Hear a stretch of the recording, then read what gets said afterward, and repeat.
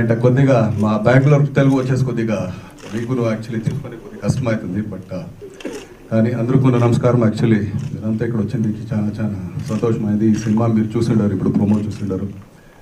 First of all ఈ cinema గురించి నేను చెప్పాలంటే ఫ్రమ్ 70 to 2010 వరకు ఎవరో స్టార్ అనేసి పుట్టిండారు, వాళ్ళందరూ ఈ సినిమాలో ఉంటారు.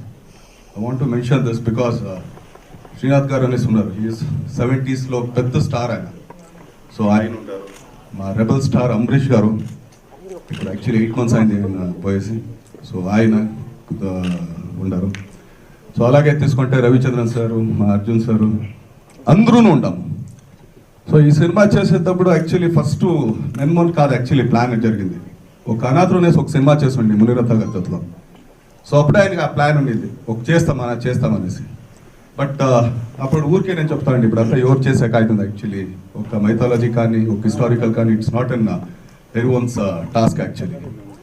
బట్ అది ఆయన బిట్ట ఈ గేవ్ ఎ టాస్క్ లైక్ చేస్తాము అనేసి. So we started on August 9th and we ended in January 22nd or 23rd shooting finish అయింది. కానీ we plan only for 2 days actually.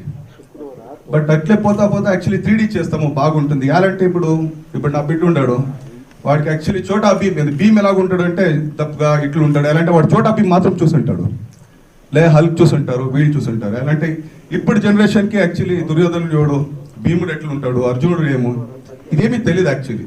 So అట్లా ఎలాంటి మాకంతా ఎట్లా తెలుస్తుందంటే మేమంతా ఇదేమి DD1లో చూసుంటాము, మహాభారత కానీ రామాయణ కానీ. బట్ ఈ సినిమాని యాక్చువల్లీ అందరూ కూర్చొని ఒక ఎంజాయబుల్ గల ఒక సినిమా అవుతుంది.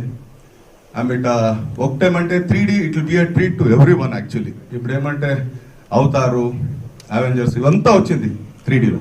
బట్ ఒక మైథాలజీ మూవీ 3Dలో చూసేకి ఒక మంది actually 2 days the first day what I saw ఇవ్వదే నేను చూసిండేది.